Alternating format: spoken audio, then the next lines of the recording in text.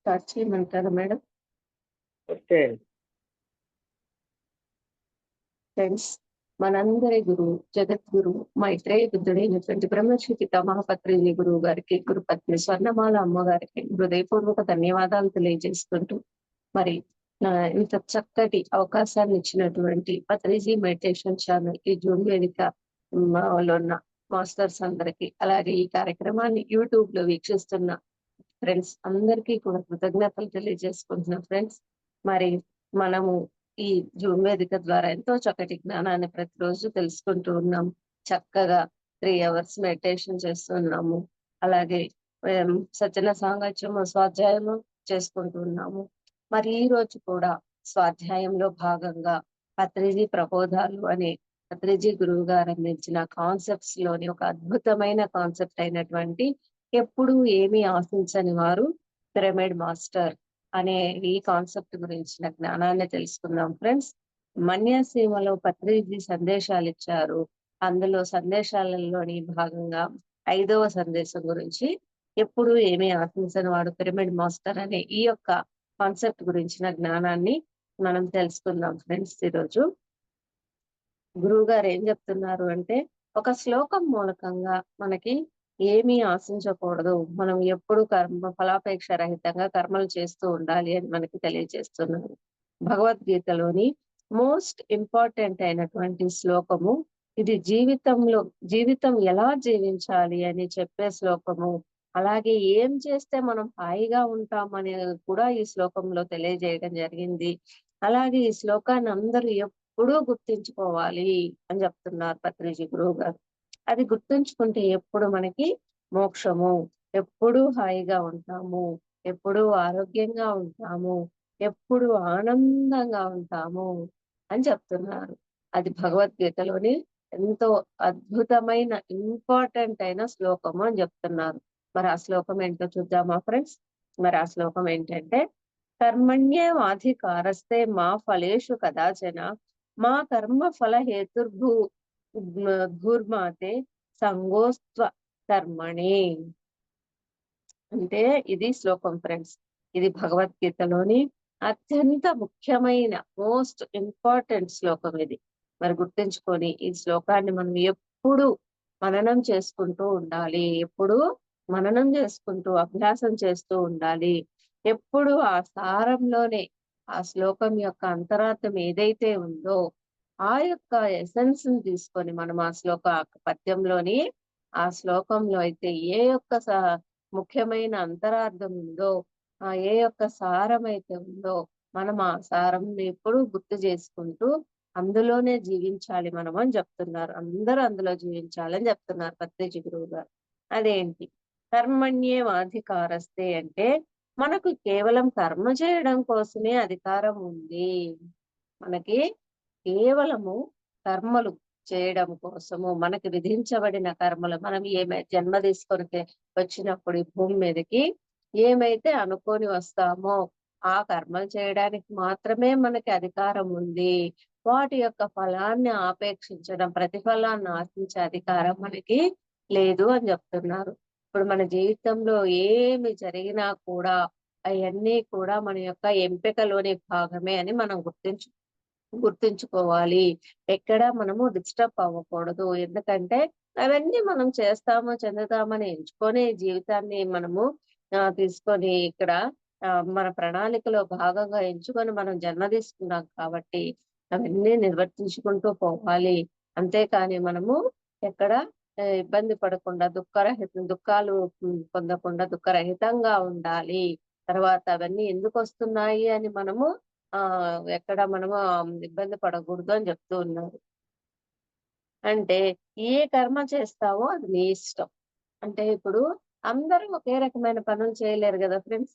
వాళ్ళ యొక్క శక్తి సామర్థ్యాలను బట్టి ఎవరెవరు ఇష్టానుసారం వాళ్ళు పనులు చేసుకుంటూ ఉంటారు.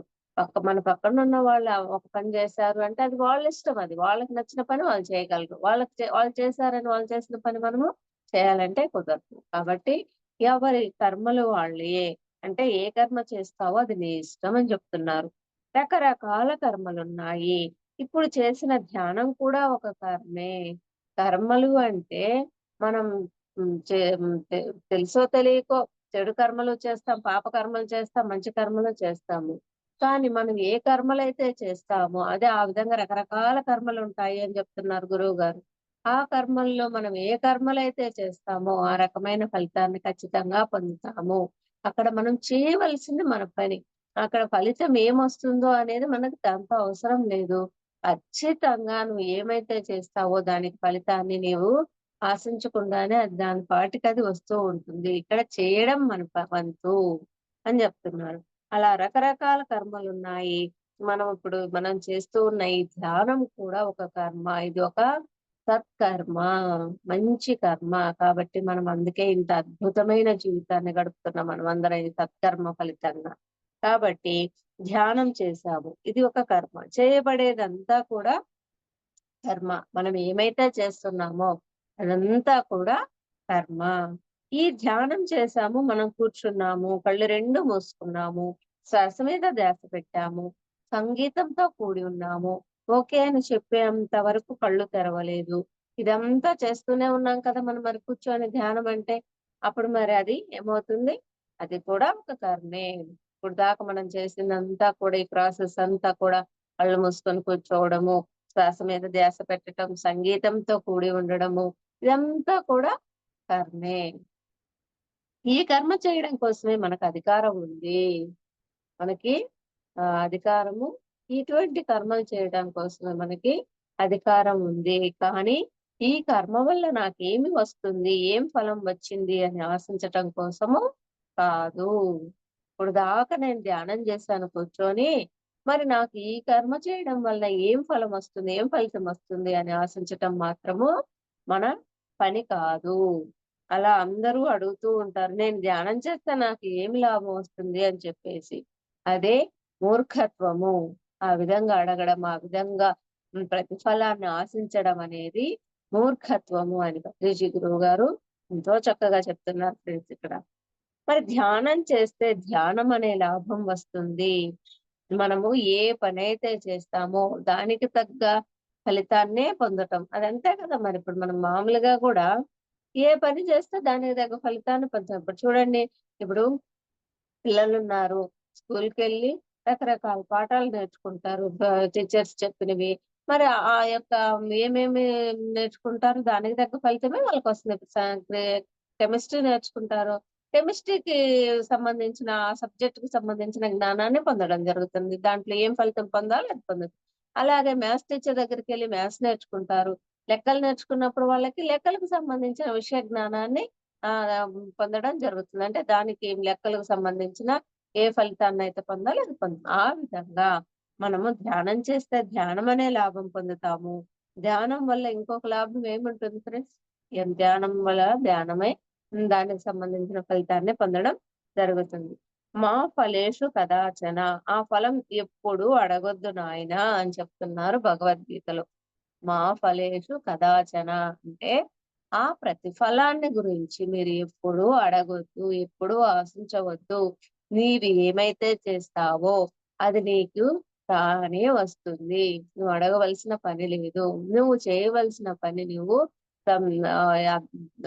ఎటువంటి ఆపేక్ష లేకుండా సత్యంగా చేసుకుంటూ వెళ్ళిపోతే, నీవు నడుస్తూ దారిలో నడుస్తూ పోతూ ఉంటే నీ నీడ నీ వెంట ఎలా అయితే వస్తుందో, నీవు ఏ కర్మ చేస్తే ఆ ఫలితం కూడా ఆ విధంగానే వస్తుంది అని చెప్తున్నారు ఇక్కడ. అదే కర్మ చేయకుండా ఫలం అడిగేవాడు పరమ మూర్ఖుడు. కర్మ చేయకుండా ఫలం అడిగితే పరమ మూర్ఖుడు అని చెప్తున్నా. అంతే కదా, మనం చేయకుండా అడగడం అనేది ఇంకా అసలు కర్మ చేసిగే మనం ఆ ప్రతిఫలాన్ని ఆశించకూడదు. అటువంటిది కర్మ చేయకుండా ఫలాన్ని ఆశించడం అంటే పరమ మూర్ఖత్వము. కర్మ చేస్తూ ఫలం అడగని వాడు పరమ విఘ్నుడు. అంటే అత్యంత తెలివైన వాడు, విజ్ఞత కలిగిన వాడు. కాబట్టి కర్మలు చేయటం కోసమే మనకి అధికారం ఉంది. మనం ఎప్పుడూ కూడా ఏదో ఒక పని చేస్తూ ఉండటమే మన యొక్క కర్తవ్యము అని చెప్తున్నారు ఇక్కడ.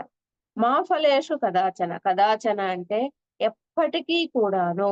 మా ఫలేషు ఎప్పటికీ కూడాను. ఆ ఫలం కోసం కాదు. నువ్వు ఎప్పుడూ కూడా ఆ ప్రతిఫలం కోసం కాదు నువ్వు చేసేది. నీ కర్తవ్య ధర్మం ఏంటి? మనం ఎప్పుడు ఏదో ఒకటి చేస్తూనే ఉండాలి.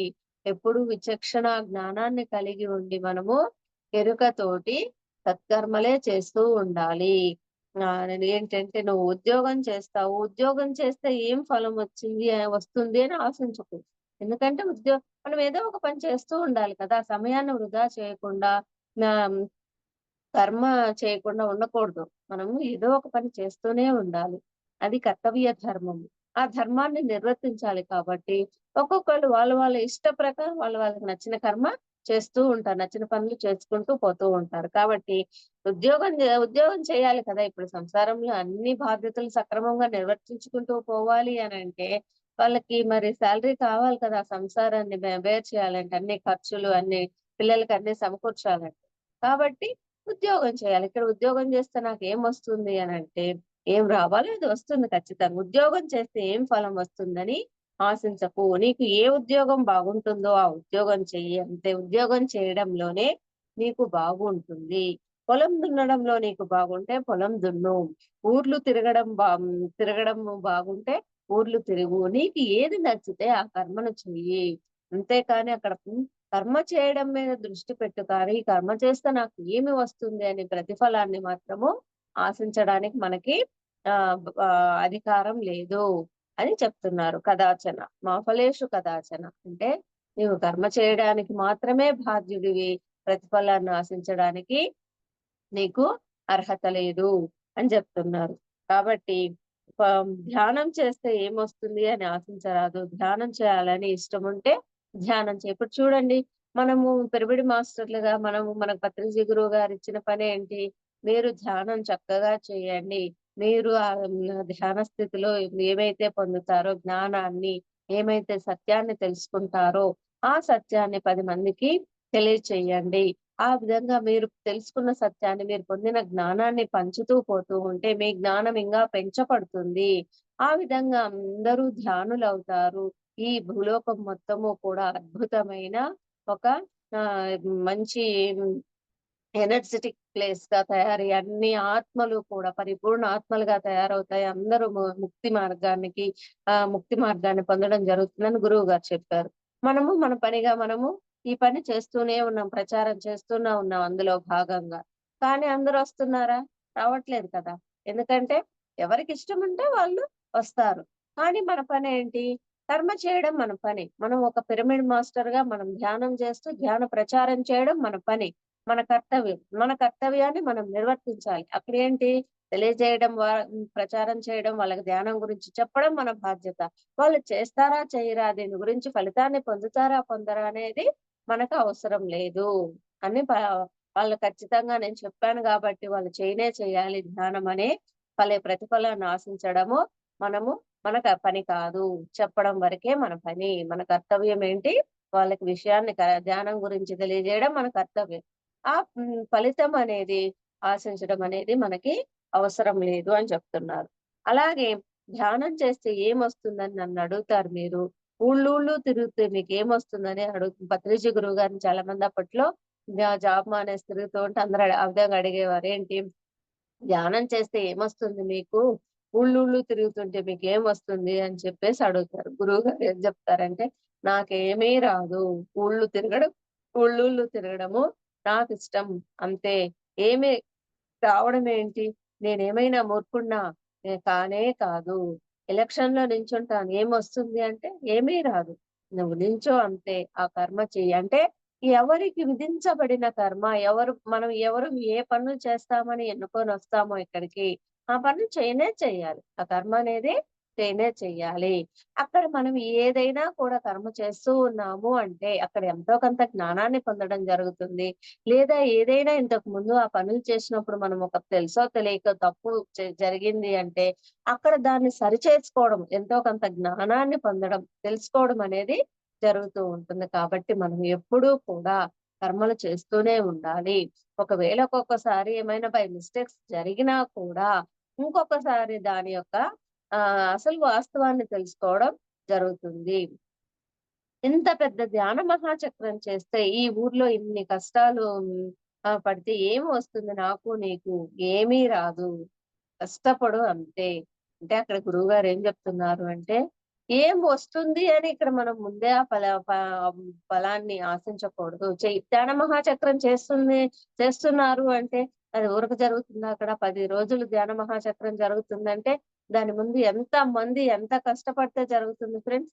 నెలలు, 2 నెలలు, 3 నెలల నుంచి ఆ ప్రచారం చేయడం కానివ్వండి, అక్కడ వసతులు ఏర్పాటు చేయడం కానివ్వండి, అందరికీ అన్ని ఎక్కడ ఏమీ తక్కువ కాకుండా అంతమందికి అన్ని వసతులు, ధ్యానము, ఆహ్, హ్మ్, అక్కడ ఎంటర్‌టైన్‌మెంట్ ప్రోగ్రామ్స్ కానివ్వండి, ఇవన్నీ జరుగుతున్నాయి టైమ్ టు టైమ్. మనం అంత ఆహ్లాదాన్ని అంత ఎంజాయ్ చేస్తున్నాము అంటే అది ఊరక జరుగుతుందా? అంతమంది శ్రమ పడితే, ఎంతమంది అక్కడ వాళ్ళ యొక్క కర్మ వాళ్ళ పనులు వాళ్ళు చేస్తే అయింది ఫ్రెండ్స్. అక్కడ ఏమొస్తుంది అంటే మనం చేసేది చేస్తే రావాల్సింది ఖచ్చితంగా వస్తుంది.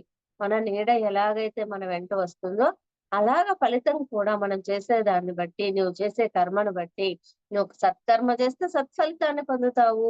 నువ్వు ఏదో ఒకటి ఆశించి చేస్తే ఆశించినట్టుగానే ఫలితాన్ని పొందుతావు అని చెప్తున్నారు గురువు.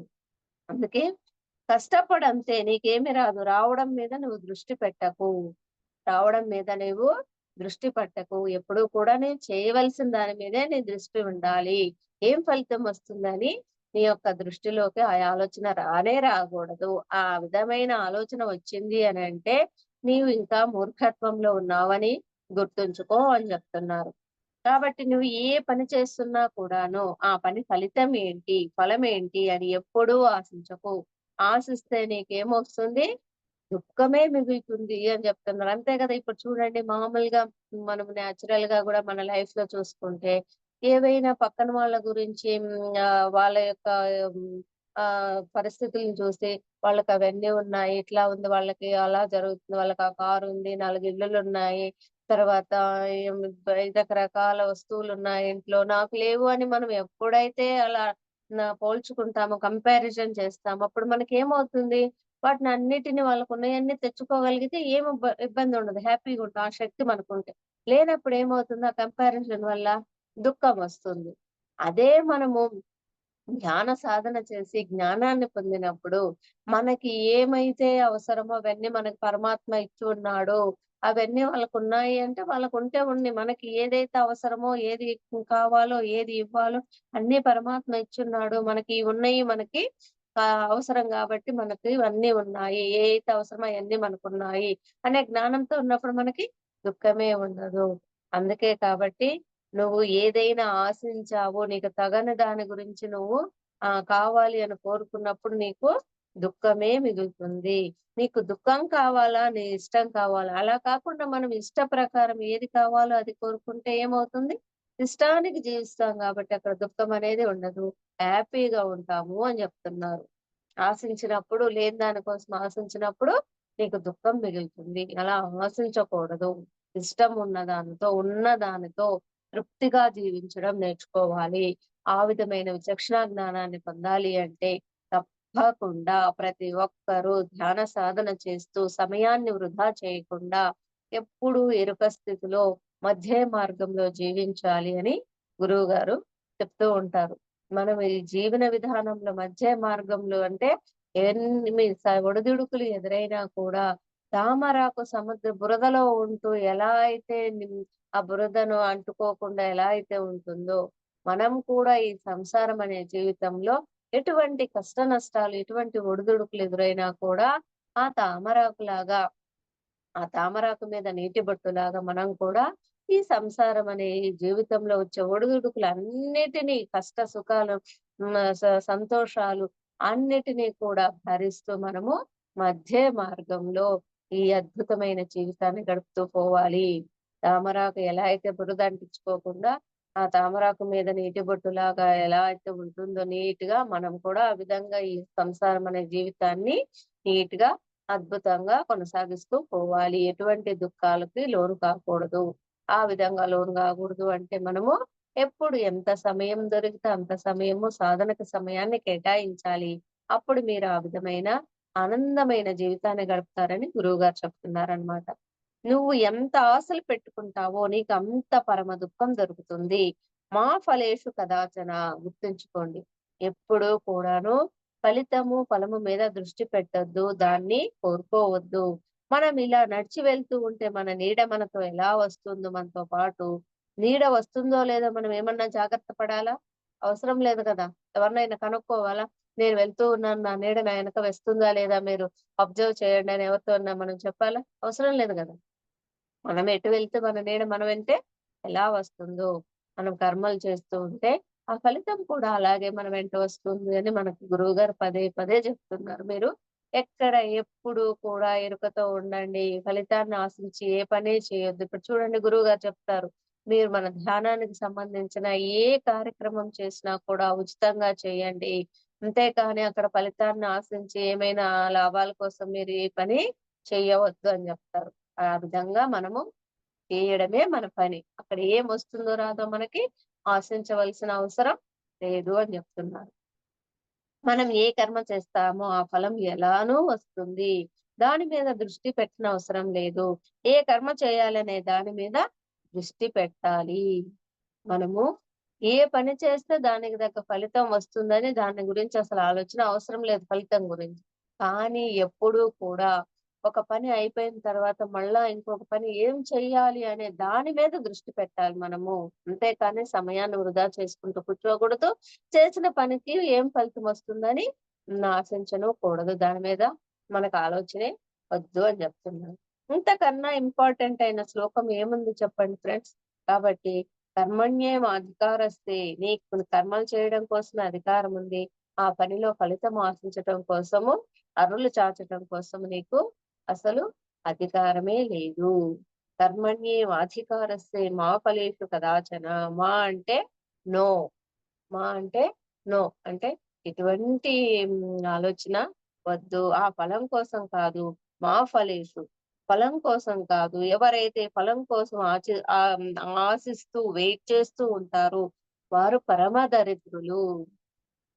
ఎవరైతే ఏమైనా పని చేస్తే దీనివల్ల నాకేం లాభం వస్తుంది? ఏం ఫలితం వస్తుంది? అని ఆశిస్తూ ఉంటారో వారు పరమ దరిద్రులు, పరమ మూర్ఖులు, పరమ అజ్ఞానులు అని గురువుగారు చెప్పడం జరుగుతుంది. ఎవరు ఫలం కోసం ఆశించరో వారే పరమ సౌభాగ్యవంతులు. వారు ఎప్పుడు ఎవరైతే వారుకు వాళ్ళకి ఎంత అవకాశం ఉంటే అంత చేసుకుంటూ పోతూ ఉంటారు. ఎప్పుడు ఏం చేయాలి? ఏం చేయాలి? అని తపిస్తూ ఎవరికి ఇప్పుడు మనం ఉన్నాము పిరమిడ్ మాస్టర్స్‌గా మన పనేంటి? ధ్యాన ప్రచారం చేయడం. ఎవరికి ఎప్పుడు ఈ తెలుసుకున్న సత్యాన్ని చెప్పడం. ఎవరు ఈ ధ్యానం చెప్తే వినేవాళ్ళు ఉంటారని మనము జ ఆ విధమైన తపనతో ఎదురు చూస్తూ ఉంటాము. ఆ విధంగా మనము చేయడం మనం అక్కడ ఏమొస్తుంది ఇది చెప్తే అని మనం ఆశించట్లేదు. కాబట్టి అందుకే పిరమిడ్ మాస్టర్స్ అందరూ ఇంత సంతోషకరమైన, ఆనందకరమైన జీవితాన్ని గడుపుతున్నారు. అందుకే అటువంటి ఫలాపేక్ష రహితమైన పనులు చేసేవారు పరమ సౌభాగ్యవంతులు అని గురువుగారు చెప్తున్నారు. ఒక కర్మ అయిపోయిన తర్వాత ఆ కర్మ ఫలితం ఆశించకుండా ఇంకొక కర్మ ఏం చేయాలి అని చూడాలి. ధ్యానం అయిపోయింది. ఇప్పుడేం చేయాలి నేను అనుకుంటే, ధ్యానానికి సంబంధించిన పుస్తకాలు చదవాలి. తర్వాత పుస్తకం చదివిన తర్వాత ఏం చేయాలి నేను అంటే, వంట చేయాలి. లేడీస్ అయితే వంట చేసుకోవడం, రకరకాల పనులుంటాయి గదా! పిల్లల్ని చూసుకోవడము, వాళ్ళకి టయానికి ఆహారాన్ని ఏర్పాటు చేసుకో ఇటువంటి బాధ్యతలుంటాయి కదా! అలాగా వంట వండాలి. తర్వాత ఏం చేయాలంటే, వంట చేసిన వంటని అందరికి భర్త, పిల్లలకి అందరికి వడ్డించాలి. తర్వాత వడ్డించిన తర్వాత వాళ్ళు తిన్న తర్వాత ఆ పాత్రలన్నీ శుభ్రం చేసుకోవాలి. ఇంకా ఏం చేయాలి అంటే, ఎప్పుడు ఇదే పని ఏం చేయాలి అనుకుంటూ మనము ఎప్పుడు ఏదో ఒక పనిలో ఉండాలి. విధంగా మనము ఎప్పుడు ఒక పని అయిపోయిన తర్వాత ఒక పని ఏం చేస్తూ ఉండాలి అని ఆ పని గురించి మనము ధ్యాస పెట్టాలి గాని, చేసిన పనికి నాకు ఏం ఫలితం వస్తుంది అని ఆశించడము తగదు. ఆ విధంగా నువ్వు ఆశించావు అంటే పరమ మూర్ఖుడివి నువ్వు అని గురువుగారు చెప్తున్నారు. కాబట్టి మనం ఏం చేయాలి అంటే ఫలితాన్ని ఆశించకుండా కర్మలు చేస్తూనే ఉండాలి. నాకు అది రాలేదే, నాకు ఇది రాలేదే, ఆ ఫలం కోసం ఏడ్చేవాడు పరమ దరిద్రుడు అని మళ్ళీ మళ్ళీ చెప్తున్నారు మనకి. కాబట్టి మనం ఎప్పుడూ కూడా ఎటువంటి పని చేసినా కూడా దాని యొక్క ఫలితాన్ని ఆశించకూడదు. మనం మన వల్లనే దరిద్రులమవుతాం. మనం ఆశించి దరిద్రమవుతున్నాం. అంతే కదా మరి. మనం ఏదైనా ఆశించాము అంటే, కోరుకున్నాము అంటే, అది జరగకపోతే అక్కడ మనకి దుఃఖం ఎదురవుతుంది. అది ఏంటి అది జరగలేదని మనం ఏమనుకుంటాం? ఏం దరిద్రమో ఏమో! ఏమనుకున్నా జరగదు. ఇలా ఉంది నా జీవితం అని మనము దుఃఖపాలవుతాం. అలా ఆ విధంగా డిస్టర్బ్ అవుతాం. అలా ఆశించకుండా ఉంటూ మనకేదైతే రావాలో అది మ వస్తూ వస్తుంటుంది.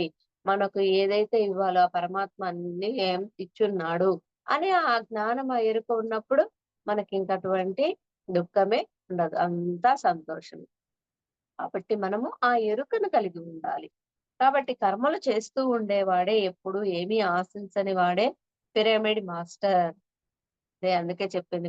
టైటిల్ పేరే అదే జెప్పారు. ఎప్పుడు ఏమి ఆశించని వారు పిరమిడ్ మాస్టర్స్ అని. కాబట్టి ఎప్పుడు కర్మలు చేస్తూ ఉండేవాడే, ఎప్పుడు ఏమి ఆశించని వాడే పిరమిడ్ మాస్టర్. మనమంతా పిరమిడ్ మాస్టర్స్‌ము. అంతే గదా! మనం ఇప్పుడు ఎక్కడెక్కడో తిరుగుతూ ఉంటాము. ధ్యానం చెప్తూ ఉంటాము. వాళ్ళ దగ్గరనే ఏం ఆశించకుండా ఉచితంగా ధ్యాన ప్రచారం చేస్తూ మన పని మనం చేసుకొని వస్తూ ఉంటాం. అంతేకాని అక్కడ ఏం ఫలితం వస్తుంది నాకని ఎప్పుడు ఎవ్వరు చూడరు పిరమిడ్ మాస్టర్స్. కాబట్టి అందుకే పిరమిడ్ మాస్టర్స్ అని అంత గొప్పగా గురువుగారు మనల్ని పిలవడం జరుగుతుంది. కాబట్టి మాస్టర్ అంటే సాధించిన వాడు. అంటే ఇప్పుడు ఏవైతే మనం కర్మలు చేస్తూనే ఉండాలి. దాని ఫలితాన్ని ఆశించకూడదు. అది అది అది విఘ్నుడి యొక్క లక్షణము, జ్ఞాని యొక్క లక్షణం అని గురువుగారు తెలియజేశారు మనకి. ఈ ఆధ్యాత్మికతలోకొచ్చిన తర్వాత. దాన్ని మనం తూచా తప్పకుండా పాటిస్తూ ఉన్నాము. ఆ ఎరుక స్థితిలో అనుక్షణం జీవిస్తున్నాం గాబట్టి, అందుకే గురువుగారు వాళ్ళు ఆ విధంగా అన్నీ సాధించిన వాళ్ళు కాబట్టి మాస్టర్స్. మాస్టర్ అంటే వాళ్ళు అని చెప్తున్నారనమాట. ఏం సాధించిన వాడు అంటే, కర్మ ఫలాలను పక్కన బెట్టి ఆ యొక్క సాధనలో ఉత్తీర్ణుడైన వాడు. అంతే కదా! కర్మలన్నీ చేస్తూ ఉండడమే మన పని. ఫలితంతో మనకు పని లేదు అని ఏదైతే ఆ పని ఉందో ఆ యొక్క సాధన, ఆ సాధనలో పరిపూర్ణత సాధించిన వాడు మాస్టర్, పిరమిడ్ మాస్టర్. కర్మణ్యవాధికారస్తే మా ఫలేషు కదాచన అంటే ఎప్పటికీ కూడాను ఏ పరిస్థితులైనా కూడాను మనము నో ఫలము. ఎటువంటి సిట్యుయేషన్‌లైనా కూడా మనము చేయడమే మన పని. ఫలాన్ని ఆశించడం మన పని కాదు అని జెప్తున్నారు. ఇప్పుడు నాకు క్యాన్సర్ పోతుందా? నా తెల్ల జుట్టు నల్లగా అవుతుందా? తెల్లగడ్డం నల్లగా అవుతుందా? నేను అందంగా తయారవుతానా? ఆరోగ్యవంతుడిగా తయారవుతానా? నాకు పేరు ప్రఖ్యాతులొస్తాయా? నేను పెద్ద గురువునైపోతానా? అని మనము ఎప్పుడూ ఫలితాన్ని ఆశించకూడదు. నేను ధ్యానం చేస్తున్నాను. గురువుగారు చెప్పిన అన్ని పనులు చేస్తున్నాను. మరి ఇవన్నీ నాకు పేరు ప్రఖ్యాతులొస్తాయా? ఆస్తులంతస్తులొస్తాయా? నేను పెద్ద గురువునయిపోతానా? అని మనము ఆశించకూడదు. ఏమి కావు నీవు. నువ్వు ధ్యానం నేర్చుకుంటావు అంతే. ధ్యానం చేస్తే ఇయన్నీ ప్రమోషన్స్ ఇవేమి రావు. నువ్వు అటువంటివి ఆశించకూడదు. అటువంటివి ఆశించావు అంటే నువ్వు మూర్ఖుడివి. ఇంకా జ్ఞానం లేదు అని అర్థము. నీవు ధ్యానం నేర్చుకుంటావు ధ్యానం చేస్తే అని అంతవరకే అని చెప్తున్నారు. ధ్యానం చేస్తే ఏమవుతుంది? ధ్యానం గురించి నీకు తెలుస్తుంది. అది తెలియడమే గొప్ప విషయము. అంతకన్నా భాగ్యం ఇంకేముంటుంది ఫ్రెండ్స్. మరి ధ్యానం నేర్చుకొని ఈరోజు మనం ఆ ధ్యానం నేర్చుకోబట్టే కదా! ధ్యానానికి ముందు మన జీవితాలు ఎలా ఉన్నాయి? ఇప్పుడు ధ్యానం నేర్చుకున్న తర్వాత మనం ఎంత అద్భుతమైన జీవితాన్ని గడుపుతున్నాం. మరి ఆ ధ్యానం నేర్చుకోవడం ఎంత గొప్ప వరం చెప్పండి. కాబట్టి అంతకంటే భాగ్యం ఏముంటుంది? అది తెలియని వాళ్ళు ఫలితాన్ని ఆశిస్తారు అని ధ్యానం అంటే ఏంటో తెలుసుకోవడమే భాగ్యము. నువ్వు ధ్యానం చేస్తుంటేనే ధ్యానం నీకు తెలుస్తూ ఉంటుంది. నువ్వు ధ్యానం చేయకపోతే ధ్యానం గురించి నీకు తెలియదు కదా! సో, మనం ధ్యానం వలన ఏం వస్తుంది? నీకు ధ్యానం అంటే ఏమో తెలుస్తుంది. ధ్యానం వలన ఏమొస్తుందంటే, ధ్యానం అంటే ఏమిటో మనం తెలుసుకుంటాం. ఎలా చేయాలో తెలుసుకుంటాం. తెలుసుకొని ఆ విధంగా సాధన చేసి అనుభవాలు పొంది, సొంత జ్ఞానాన్ని పొంది, అసలు సత్యమేంటో తెలుసుకుంటాం. అది చాలు మనకి. దాని ఫలితాన్ని ఆశించటం అవసరమే లేదు. సంగీతం నేర్చుకుంటాం. ఏమొస్తుంది మనకక్కడ? సంగీతం అంటే ఏంటో తెలుస్తుంది. సంగీతం వల్ల నాకు డబ్బులొస్తాయా? నాకు సంసారం గడుస్తుందా? అంటే ఇదే ఇది ఏం అవసరం లేదు. అలాగే నువ్వు ధ్యానం చేస్తే ధ్యానం గురించి నీకు తెలుస్తుంది. అంతకన్నా ఇంకా ఏం కావాలి నీకు? నువ్వు తప్పు చేస్ నువ్వు తపస్సు చేస్తే, తపస్సు అంటే ఏంటో తెలుసుకుంటావు. నువ్వు భగవద్గీత చదివితే భగవద్గీత అంటే ఏంటో తెలుస్తుంది మనకు. అది తెలుసుకుంటే ఏం లాభం అని కాదు. ఇది పరమ మూర్ఖమైన ప్రశ్న. మనము నేను సంగీతం నేర్చుకుంటే నాకేమొస్తుంది? భగవద్గీత చదివితే ఏమొస్తుంది? తపస్సు చేస్తే ఏమొస్తుందని ప్రశ్నలు వేసుకుంటే అది పరమ మూర్ఖమైన ప్రశ్న. మనం దాని గురించిన జ్ఞానాన్ని పొందుతాము. అక్కడ మనం ఏదో ఒక సత్కర్మ మనం ఏం చేస్తున్నాము అని దాని మీద దృష్టి పెట్టి అట్ ప్రెజెంట్ లో ఉంటూ అబ్జర్వ్ చేస్తూ ఆ పని చేస్తూ పోతూ ఉన్నాము అంటే అక్కడ ఎంజాయ్ చేస్తూ ఉంటాం కాబట్టి ఇటువంటి ప్రశ్నలు రావు మనకి. దీని వల్ల నాకేం లాభం వస్తుంది? నేను ఏం ఫలితాన్ని పొందాలి? అనేని అటువంటి క్వెషన్స్ రావు మనకి. కాబట్టి మనం ఎప్పుడు ఎట్ ప్రెజెంట్ లో మన యొక్క కర్మలనేవి ఎటువంటి కర్మలు చేస్తున్నాము అనే ఆలోచనతోటి చేస్తూ పోతూ ఉండాలి అంతే. ప్రకృతి వ్యాలీకి ధ్యాన మహాచక్రానికి వెళ్తే నాకేంటి లాభము అంటామా? ఏది రావాలో అది ఎలానూ వస్తుంది. కాబట్టి మనము మన ఆ నీడలాగా మనకు వస్తూ ఉంటుంది కాబట్టి ఫలం గురించి ఏ మాత్రం ఆలోచించనే వద్దు. నీకు దాంతో పనే లేదు అని అడుగడుగున మనకి గురువు గారు ఎంత చక్కగా ఈ యొక్క కాన్సెప్ట్ లో చెప్తున్నారు చూడండి. ఈ యొక్క శ్లోకం మూలకంగా. ఇది కర్మణ్యేవాధికారస్తే మా ఫలేషు కదాచన. అంటే కర్మలు చేయడమే మన పని, ఫలితాన్ని ఆశించటం మన పని కాదు అని అడుగడుగునా మనకి గుర్తు చేస్తూనే ఉన్నారు. కాబట్టి మనం ఆ యొక్క బాటలు అద్భుతంగా మనము ముందుకు పోతూ ఉండాలి ఎప్పుడూ కూడా. నీడ గురించి ఎవరైనా ఆలోచన చేస్తారా? మాటి మాటికి వెనక్కి తిరిగి నా నీడ వస్తుందా లేదా? నాకు ఫలం దొరుకుతుందా లేదా అని ఆలోచిస్తామా? అలా ఆలోచన చేయం కదా! కాబట్టి నీడ ఎలానో వస్తుంది. అది తెలుసుకున్నవాడు నీడ గురించి ఆలోచించడు. కర్మఫలం ఎలానో ఉంటుంది అని తెలుసుకున్నవాడు ఫలం గురించి ఇంకా ఆలోచన చేయడు. ఆలోచించే వాడికి ఇంకా డౌట్ అన్నమాట. అంతే కదా! అక్కడ మనకు ఆ యొక్క విషయ జ్ఞానం పట్ల పరిపూర్ణత అది ఉన్నప్పుడు డౌట్ ఉండదు. ఆ పరిపూర్ణత లేనప్పుడు డౌట్‌లొస్తూ ఉంటాయి. ఆ విధంగా వాళ్ళు ఇంకా నా నీడ నా వెంట వస్తుందా లేదా? నేను ఈ పని చేశాను. దీనికి నాకు ఫలితం వస్తుందా లేదా? ఎప్పుడు ఇలా డౌట్ పడుతూనే ఉంటారు. క్వెషన్స్ వేసుకుంటూనే ఉంటారు. కాబట్టి వాడి నీడ వాడి వెంట వస్తుంది అని తెలుసుకున్నప్పుడు అతనికి ఆ పరిపూర్ణమైన జ్ఞానం ఉంది అని అర్థము.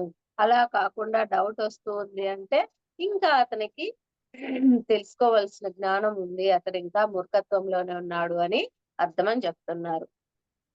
వాడి నీడ వాడి వెంట వస్తుందా లేదా అనే సంశయపడేవాడు ఎంతటి మూర్ఖుడో చూడండి. కాబట్టి అలాగే కర్మ చేస్తే కర్మఫలం వస్తుందా లేదా? నేను బాగా చదివితే పాస్ అవుతానా లేదా? నేను పరీక్షలు బాగా రాస్తానా లేదా? ధ్యానం చేస్తే నాకు జ్ఞాపక శక్తి వస్తుందా లేదా? నా తలకాయ నొప్పి పోతుందా లేదా?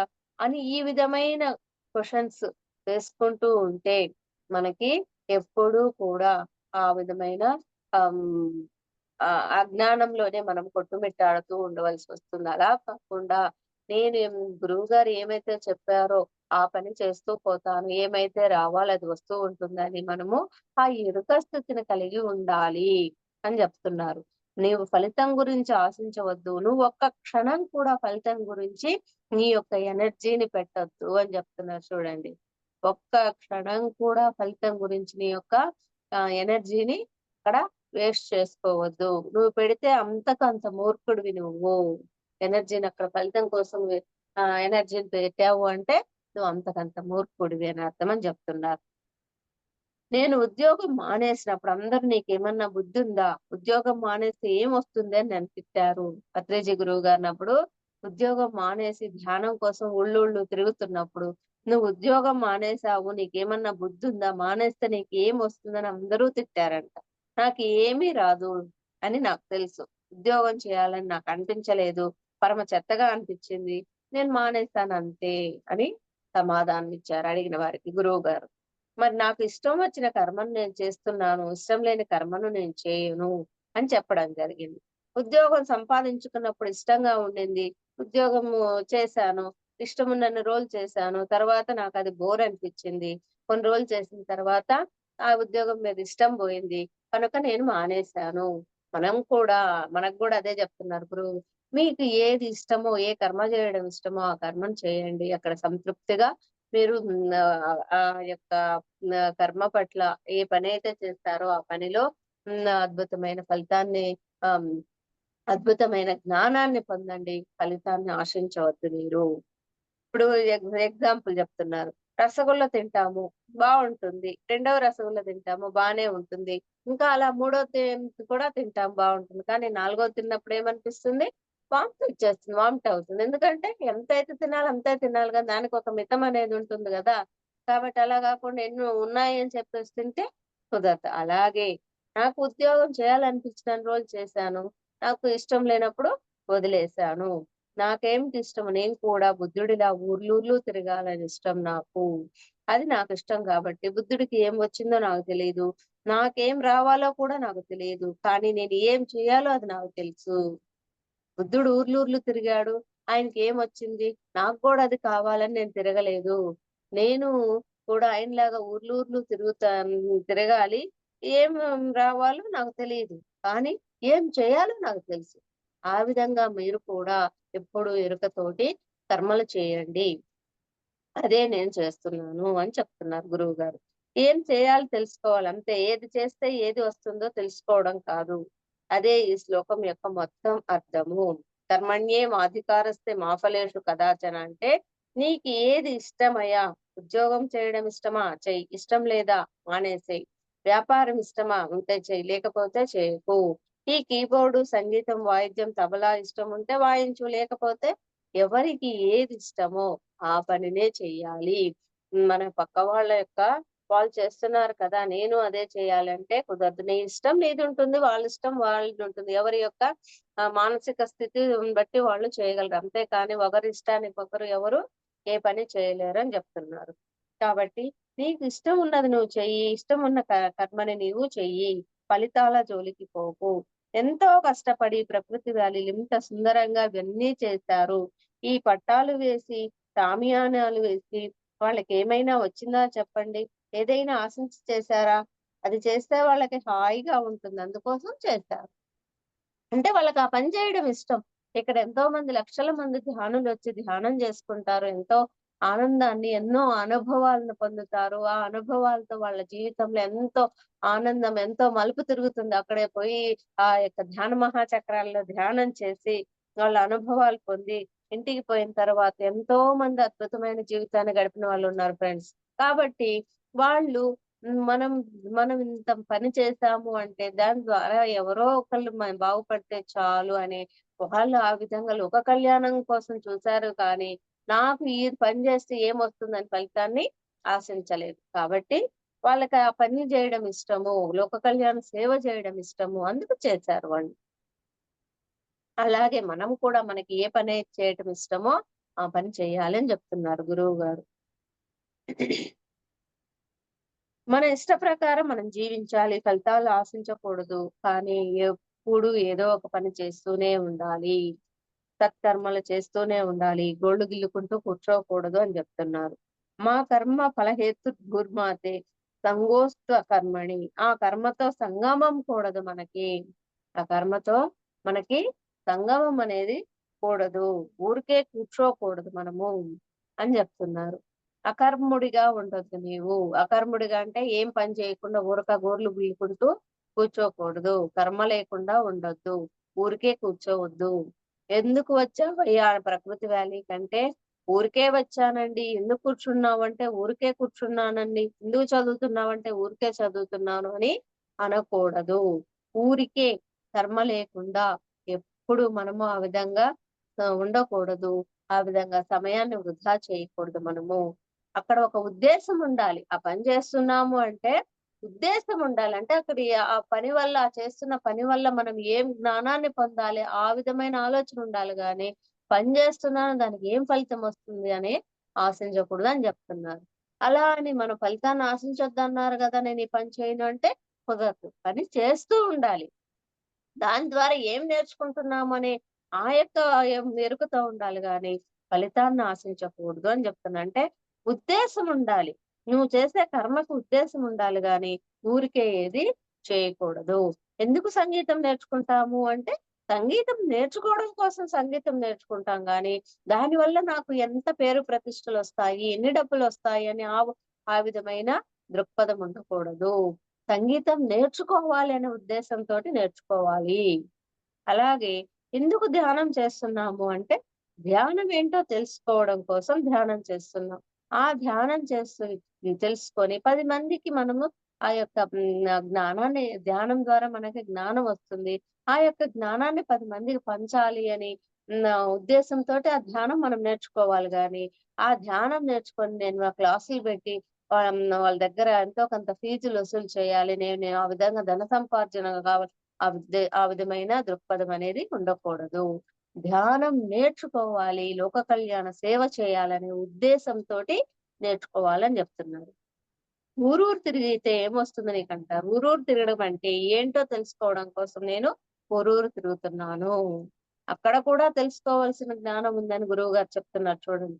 ఊర్లూర్లు తిరిగితే ఏం జ్ఞానం వస్తుంది మనం అనుకుంటాం మామూలు క్యాజువల్‌గా. కానీ ఊర్లూర్లు తిరుగుతూ ఉంటే కూడా అక్కడ ఏమిటో తెలుసుకోవడం, తిరగడం అంటే ఏంటో కూడా తెలుసుకోవడం కోసం నేను ఊరూరు తిరుగుతున్నానని చెప్తున్నారు. అందరిని కలుసుకుంటే నీకేమొస్తుందంటారు? అందరిని కలుసుకోవడం ఎలాగో తెలుసుకోవడం కోసము నేను అందరిని కలుసుకుంటున్నాను. మరంతే గదా! 10 మందిలో మాట్లాడాలి అంటే వాళ్ళందరితో కమ్యూనికేషన్ ఉండాలి చక్కగా అంటే, అది కూడా ఒక టాలెంటే. కాబట్టి అదేంటో తెలుసుకోవడం కోసం నేను అందరిని కలుస్తున్నాను. ఎప్పుడు ఏదో పనిలో ఉండాలి. నిరంతరము ఒక పని తర్వాత ఇంకో పని, రెండో పని తర్వాత మూడో పని, మూడో పని అయిన తర్వాత నాలుగో పనులన్నీ చేసి అలసిపోయి నిద్రపోతాము. ఆ నిద్రలో మనము శక్తిని పొందుతాము. అంతే కదా! పనులు విధించబడిన కర్మలు నిరంతరం చేస్తూ ఉండాలి.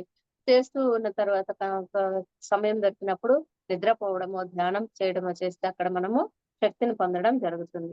పొద్దున్నే మళ్ళా లేచి మళ్ళీ పని, ఇష్టమైన పని. యాక్చువల్‌గా ఏ పని చేస్తున్నా అది శ్రద్ధతో చేస్తూ ఉంటే అందులో మనకి ఇష్టం ఉంటుంది. మనకి శ్రద్ధ లేకపోతే ఆ పని ఎంత చిన్న పనైనా కూడా ఎంతో కష్టంగా ఉంటుంది. ఎప్పుడైపోద్దా ఈ పని ఎదురు చూస్తాం. అదే రోజంతా పని చేసినా కూడా ఈ ఇష్టంతో చేసినప్పుడు అది కష్టమే అనిపించదు మనకి. ఫర్ ఎగ్జాంపుల్ చూడండి ఇప్పుడు నా వరకే నేను ధ్యానం చేయకముందైతే రోజుకి 4 పనులు చేయాలన్నా కూడా ఈ పని ఎప్పుడైపోద్దా? ఎప్పుడు రెస్ట్ తీసుకుందాం అనే స్థితిలో ఉండేది. నేను ఆరోగ్య సమస్యల వల్ల ఈ ధ్యానంలోకొచ్చాను ఫ్రెండ్స్ నేను.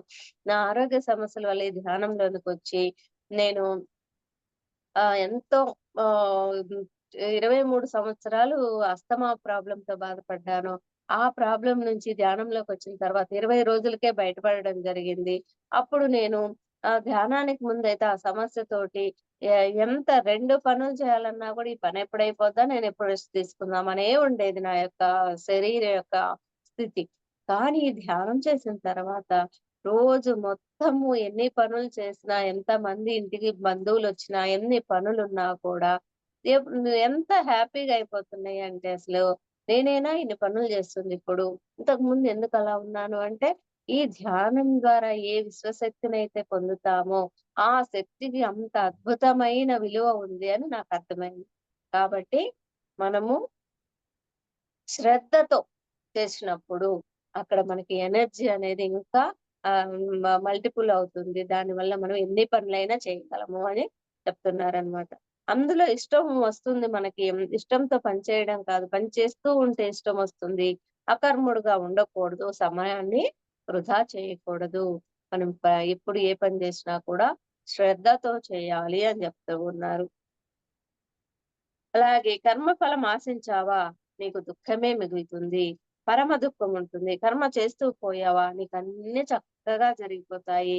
కర్మలోనే ఉండు నువ్వెప్పుడూ. చేస్తూనే ఉండు. నా వల్ల కాదు అని అనొద్దు. అదే గురువుగారు చెప్తారు. యాస్ ఏ పిరమిడ్ మాస్టర్‌గా ఏ పని నీ దగ్గరికి వచ్చినా కూడా, ఎటువంటి స్థితిలో అయినా కూడా యాక్సెప్ట్ చేసే ఇదిలో ఉండాలి. దాన్ని స్వీకరించే భావనలో ఉండాలి. నో అనే మాట నోటి వెంట రాకూడదు అని చెప్తారు గురువుగారు. ఇలాగా మనము ఎప్పుడూ కూడా దాన్ని యాక్సెప్ట్ చేసాము అంటే, ఖచ్చితంగా మనకు దాన్ని చేసే సామర్థ్యం అనేది ఖచ్చితంగా యూనివర్స్ మనకి ఇస్తుంది. కాబట్టి మనం ఆ విధంగా పాజిటివ్‌గా ఉండాలి ఎప్పుడు అని చెప్తారనమాట. ఆ దుఃఖము నీ వల్లే నీకు వచ్చింది. పక్కవాడి వల్ల కాదు. నువ్వు ఆశించావు కనుక నీకు వచ్చింది. నువ్వు ఆశించకపోతే నీకు ఆ దుఃఖమే ఉండదు అనే జ్ఞానాన్ని కలిగి ఉంటాం. ఎప్పుడు అంటే ఈ ధ్యాన సాధన ద్వారా అని చెప్తున్నారు. నీకు కలిగే దుఃఖాలు నీ వల్లే వచ్చాయి. ఆశించటం మూలం వల్ల వచ్చాయి. దురాశ, పేరాస ఇంత చేశా కదా, నాకింత రావాలి కదా అని ఆశించటం వల్లనే నీకు ఆ దుఃఖాలనేవి వచ్చాయి. కొంతమంది పని చేస్తారు. దానికి రెట్టింపు ఫలితాన్ని ఆశిస్తారు. అక్కడ రానప్పుడు నేనింత కష్టపడి పని చేశాను. నాకింత ఫలితం రావాల్సి ఉన్నిందని నేను ఆశించాను. అది రాలేదు. అయ్యో! నేను నా సమయాన్నంతా వృధా చేసుకున్నాను. నా కష్టాన్నంతా ఇంతసేపు ఊరక కష్టపడ్డాననుకుంటారు. అది తప్పు అని చెప్తున్నారు గురువుగారు. నా భర్త నన్ను సుఖపెట్టలేదు. నాకేమీ చేయలేదు కదా అనుకోవద్దు. నీ భర్తని సుఖపెట్టు. అతడి దగ్గర నుంచి ఏమీ ఆశించకు. ఆ విధంగా ఉన్నప్పుడు నీకు ఏం సంతోషం రావాలో వాళ్ళ నుంచి నీకు ఏమైతే హ్మ్. ఏమైతే నీకు ఒక కావాలో అవన్నీ వస్తాయి. అంతేకాని నువ్వు ఆశించటం వలన అవి రావు. ఇంకా గొడవలొస్తాయి. ఆ విధంగా మనము ఏదైనా ఆశించామనుకోండి, అక్కడ ఆ సందర్భానికి వాళ్ళు దాన్ని సమకూర్చలేని స్థితిలో ఉన్నప్పుడు గొడవలు రకంగా ఏమొస్తాయి ఫ్రెండ్స్ ఫ్యామిలీలో చాలా మంది ఆ అవేర్‌నెస్ ఆ ఎరుక లేకపోవడం వల్లే ఆ విధంగా గొడవలు రావడం జరుగుతుంది అని జెప్తున్నారు. తర్వాత ఒక రూపాయి పెడితే రూ. 2 వస్తాయా? రూ. 3 పెడితే రూ. 10 వస్తాయా? ఏదైనా ఆశించి చేయడానికి ఇది వ్యాపారమా? ఇది జీవితము. వ్యాపారం కాదు. ఇది జీవితము. కాబట్టి మనము ఎరుకతోటి ఆ యొక్క సాధన చేసుకుంటూ పోతే మనకి ఎప్పుడు ఏం కావాలో అది వస్తుందని గురువుగారు చెప్తున్నారు. ఇది జీవితం వ్యాపారం కాదు. వ్యాపారం అయితే మనం ఆ యొక్క తెలివిగా ఎంతైతే దాన్ని బిజినెస్ చేసుకుంటూ పోతామో అంత ఆదాయాన్ని గడించడం జరుగుతుంది. అది వ్యాపారానికి వర్తిస్తుంది. కానీ జీవితంలో అలా కాదు కదా! మన కర్తవ్యం ఏదైతే ఉందో అది చేసుకుంటూ పోవాలి. ఫలితం ఏదైతే రావాలో అది వస్తూ ఉంటుంది అని జెప్తున్నారు. జీవితం అంటే వ్యాపారం కాదు నేర్చుకోవడము. పనులు నేర్చుకోవడం, సంగీతం నేర్చుకోవడం, ధ్యానం ఎలా చేయాలో నేర్చుకోవడం, అంతా నేర్చుకోవడమే ఉంటుంది. పక్క వాళ్ళకి ధ్యానం ఎలా చెయ్యాలో చెప్పడం నేర్చుకోవడం ఉంటుంది. చెప్తే నాకేమొస్తుంది అని మనము నేర్చుకోకూడదు. వాళ్ళకి ధ్యానం చెప్తే నాకేమొస్తుంది అని దాని కోసం నేర్చుకోకూడదు. ఉద్దేశపూర్వకంగా నేర్చుకోవాలి. ధ్యానం అంటే ఏంటి? ఎలా చేయాలి? దాని దా దాన్ని తెలుసుకోవడం కోసం నేర్చుకోవాలి. నేను నేర్చుకొని పక్క వాళ్ళకి చెప్తే నాకేం ఫలితం వస్తుందని ఆ విధమైన భావనతో నేర్చుకోకూడదు. నేర్చుకోవడం కోసమే ఈ జీవితం ఉంది. ఎలా నేర్చుకుంటాం? ఆ పనులు చేస్తేనే నేర్చుకుంటాం మనం. అంతే కదా! ఇప్పుడు ఒక పనిని ఎలా చేయాలో నేర్చుకోవాలి అంటే దాన్ని చేస్తే గదా మనకు దాని యొక్క విధానం తెలిసేది ఆ పని విధానం. కాబట్టి ఆ పనులు చేస్తేనే నేర్చుకుంటాము. కర్మలు చేస్తేనే నేర్చుకుంటాము. కర్మలు చేయకుండా నేర్చుకోము కదా మనము. కాబట్టి కర్మలు చేస్తూనే ఉండాలి. ఒకదాని తర్వాత ఒకటి, ఒకదాని తర్వాత ఒకటి చేస్తూనే ఉండాలి. అకర్ముడుగా ఉండవద్దు. ఎప్పుడూ కర్మలు, సత్కర్మలు చేస్తూనే ఉండాలి. కైలాసపురిలో 11 రోజులు ధ్యాన మహాచక్రం చేస్తాము అంటే వెంటనే 3 రోజులు కొట్టాలు వెళ్ళాము. మళ్ళీ వెంటనే ఇక్కడికొచ్చాము. ఇది కాగానే నేను మళ్ళీ కోయంబత్తూర్ పోవాలి. అంతేకాని ఆ విధంగా కర్మలు చేస్తూనే ఉండాలి ప్రతి ఒక్కరు. అంతేకాని గోళ్ళు గిల్లుకుంటూ కూర్చొని సమయాన్ని వృధా చేయకూడదు. ఎవరు ఎక్కువ పనుల్లో ఉంటారో వాళ్ళంతా ఎక్కువ దాని యొక్క జ్ఞానాన్ని పొంది ప్రగతిని సాధించడం జరుగుతుంది. వాళ్ళు ఇప్పుడు ఎంతైతే పని చేస్తామో దాని యొక్క జ్ఞానాన్ని పొందుతాం గదా! కాబట్టి అక్కడ ప్రగతిని సాధించడం అనేది జరుగుతుంది. అది పనులు, పనులు, పనులు, కర్మలు, కర్మలు, కర్మలు అంటే ఎప్పుడూ పనులు చేస్తూనే ఉండాలి. కర్మలు చేస్తూనే ఉండాలి. జీవితమంతా పనులే, జీవితమంతా కర్మలే. ఎన్ని పనులున్నాయి మనకి చేయడానికి. కాబట్టి మనం ఎప్పుడూ అకర్ముడుగా ఉండకూడదు. కర్మలు మనకు విధించబడిన కర్మలు చేస్తూనే ఉండాలి. ఒకటయిపోయిన తర్వాత ఇంకోటి ఏం చేయాలి అనే ఎప్పుడు ఆ విధమైన దృక్పథంతో చేస్తూనే ఉండాలి మనము. కర్మలు చేయడం పట్ల దృక్పథం ఉండాలి మనకి. ఫలితం ఆశించటం పట్ల దృక్పథం ఉండకూడదు. సేవ అంటే కర్మ. ఎన్ని కర్మలున్నాయి చేయడం కోసం? 24 గంటలు చేయవచ్చు మనం కర్మలు చేయాలని. కాబట్టి మనము సోమరిపోతుల్లాగా ఉండకూడదు.